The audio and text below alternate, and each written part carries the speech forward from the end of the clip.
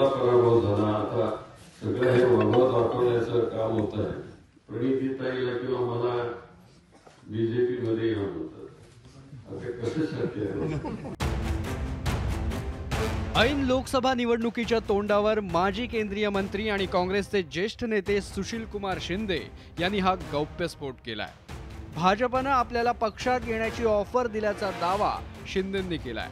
त्यामुळे राज्याच्या राजकारणात एकच खळबळ उडाली. तिथं आमचं बाळपण गेलं, आमचं तारुण्य गेलं. आता मी 83 वर्षामध्ये आहे. आता कसं दुसऱ्याचं घर वाकत शक्य नाही. आणि प्रणिती तर तुम्हाला माहिती आहे की ती अशा कधी पक्षी बदलाच्या भानगडीत कधी पण लागली. सोलापूर लोकसभा मतदारसंघ हा सुशील कुमार शिंदेंचा पारंपरिक मतदारसंघ आहे. 1998 ते 2009 मध्ये त्यांनी या मतदारसंघाचं लोकसभेत प्रतिनिधित्व केलंय. पण गेल्या 10 वर्षात भाजपनं या मतदारसंघावर आपलं वर्चस्व निर्माण केलंय. सुशील कुमार शिंदेंना 2 वेळा या मतदारसंघात पराभव पत्करावा लागलाय.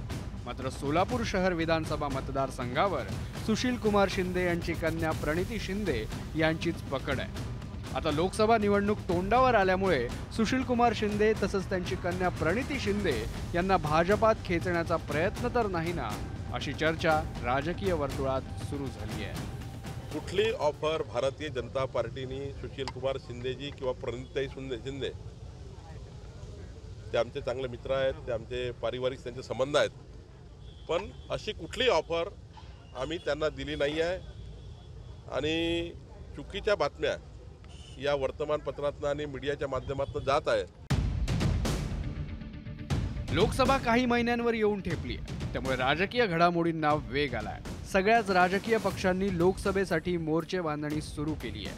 त्यामुळे आगामी काळात राजकीय पक्षांच्या नेत्यांच्या भेटीगाठी आणि पक्षांतराला वेग येण्याची शक्यता आहे. या लोकसभा निवडणुकीत काँग्रेस प्रणित इंडिया आघाडी विरुद्ध भाजपच्या नेतृत्वातील एनडीए असा थेट सामना होण्याची शक्यता आहे. या पार्श्वभूमीवर पक्षांतर आणि फोडाफोडीचं राजकारणही पाहायला मिळेल. गेल्या वेळी राज्यात अशाच प्रकारचं राजकारण रंगलं होतं. आता सुशील कुमार शिंदेंच्या दाव्यावरून तसंच काहीसं राजकारण रंगण्याची शक्यता आहे. Bureau report, news 18 Lokmat.